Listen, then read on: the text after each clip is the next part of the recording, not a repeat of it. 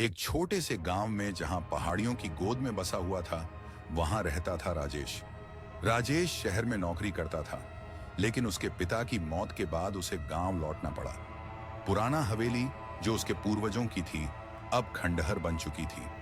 दीवारें फटी हुई, छत से पानी टपकता और रातों में अजीब सी आवाजें आती। गांव वाले कहते थे कि वहां भूत प्रेत का साया है, लेकिन राजेश वैज्ञानिक सोच वाला था। वह इन बातों पर हंसता था। यह सब अंधविश्वास है, वह अपने चाचा से कहता। चाचा ने चेतावनी दी, बेटा वो हवेली मत जा, तेरे दादा की मौत भी उसी में हुई थी। रात को कोई आवाज सुनाई देती है, जैसे कोई रो रहा हो। लेकिन राजेश को अपनी विरासत संभालनी थी। वह हवेली में रहने चला गया। पहली रात शांत थी।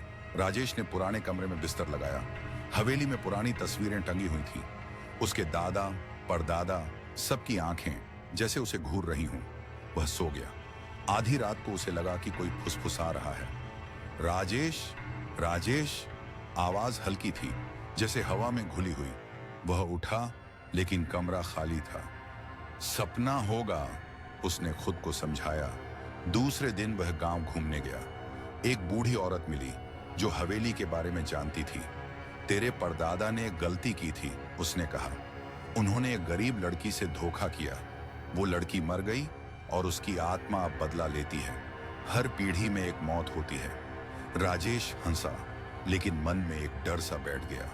शाम को लौटते समय उसे लगा कि कोई उसका पीछा कर रहा है। पेड़ों की छाया में एक सफेद साड़ी वाली औरत की झलक दिखी, लेकिन जब मुड़ा तो कुछ नहीं था। रात हुई। राजेश ने लालटेन जलाई। हवेली में बिजली नहीं थी। वह किताब पढ़ रहा था, तभी दरवाजा खटखटाया। कौन है? कोई जवाब नहीं। वह उठा, दरवाजा खोला। बाहर अंधेरा था, लेकिन हवा में एक ठंडी सिहरन। अचानक कमरे में लालटेन बुझ गई। अंधेरे में उसे लगा कि कोई उसके पास है। सांस की आवाज, जैसे कोई सिसक रहा हो। कौन? उसने पूछा। जवाब में एक चीख, इतनी तेज कि उसके कान बजने लगे।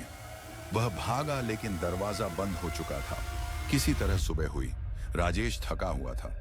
उसने फैसला किया कि वह हवेली छोड़ देगा, लेकिन पहले पुराने दस्तावेज देखने थे। अटारी में गया। वहां धूल भरी अलमारियां थीं। एक पुरानी डायरी मिली, उसके परदादा की। पढ़ने लगा। मैंने राधा से धोखा किया। वह गर्भवती थी, लेकिन मैंने उसे छोड़ दिया। वह मर गई और अब उसकी आत्मा मुझे सताती है। हर रात वह आती है, रोती है और कहती है, बदला लूंगी। राजेश स्तब्ध था।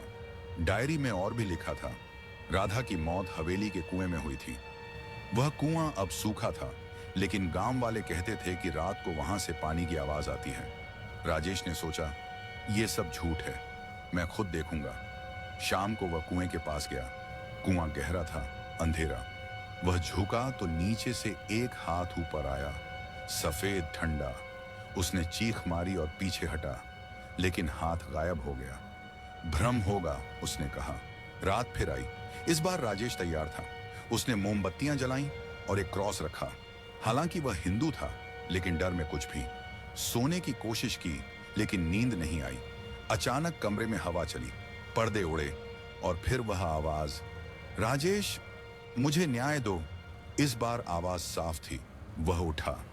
कमरे के कोने में एक छाया, सफेद साड़ी, लंबे बाल, चेहरा पीला, आंखें लाल।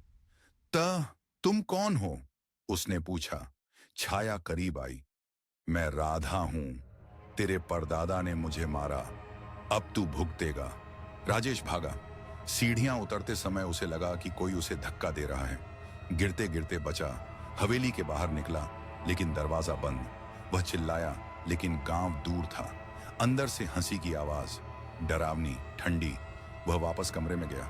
छाया अब बिस्तर पर बैठी थी। क्या चाहती हो? उसने पूछा। न्याय। तेरे परिवार ने मुझे छीना सब, अब मैं लूंगी सब। छाया ने हाथ बढ़ाया। राजेश को लगा कि उसका गला दब रहा है। सांस रुकने लगी। वह बेहोश हो गया। सुबह चाचा आए। राजेश को बेहोश पाया। डॉक्टर बुलाया। राजेश होश में आया तो सब बताया। चाचा ने कहा, बेटा, अब एक ही तरीका है, राधा की आत्मा को शांति दो, उसकी कब्र पर पूजा करो। गांव वाले इकट्ठा हुए। राधा की कब्र हवेली के पीछे थी, बिना नाम की। पंडित जी आए, मंत्र पढ़े, लेकिन रात को फिर वही। इस बार छाया और गुस्से में थी। झूठे वादे, मैं नहीं जाऊंगी। राजेश ने फैसला किया कि वह खुद राधा की कहानी खोजेगा।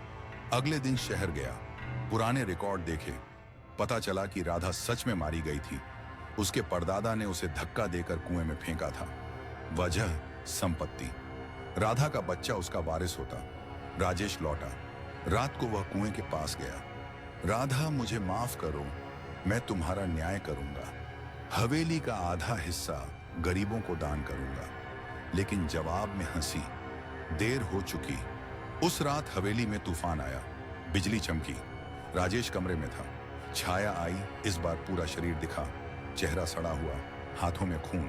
वह चिल्लाई, मर! राजेश ने भागने की कोशिश की, लेकिन पैर जैसे जम गए। छाया ने उसे छुआ, ठंडक पूरे शरीर में फैल गई। वह चीखा। सुबह गांव वालों ने उसे मरा पाया, चेहरा डर से विकृत, गले पर निशान। लेकिन कहानी यहीं खत्म नहीं हुई। हवेली अब खाली थी, लेकिन रातों में आवाजें आती रहीं। अगली पीढ़ी में राजेश का भाई आया, उसे भी वही सपने। राधा का बदला जारी था। गांव वाले अब हवेली से दूर रहते। कहते हैं, जो भी जाता है वो लौटता नहीं। रात की छाया हमेशा इंतजार करती है।